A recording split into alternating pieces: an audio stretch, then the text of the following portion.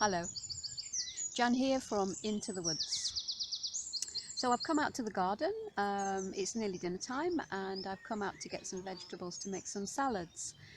I've come to bring some celery in.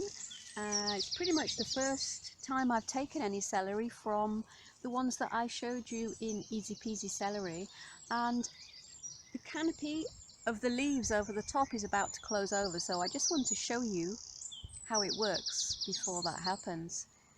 I haven't done anything to them since I last showed you, apart from put some grass mulch on, and I've watered them a few times because it's been quite dry these last few weeks.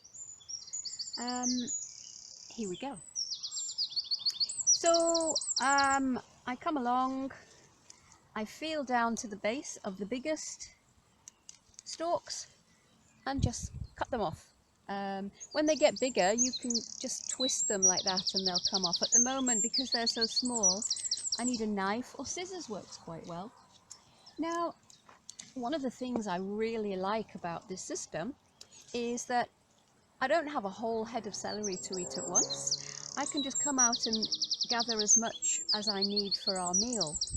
And that means that these guys are practically still wriggling. They're full of their nutrients. Better than sitting in the refrigerator for a week. And the other thing is that I don't have a glut of celery all at once. You know, all these become ripe and then we have to eat them or give them away. They can just go on throughout the whole season, and I've got this steady drip, drip, drip. If we don't eat celery for a week, no problem. It just grows a bit more. It works really nicely for me.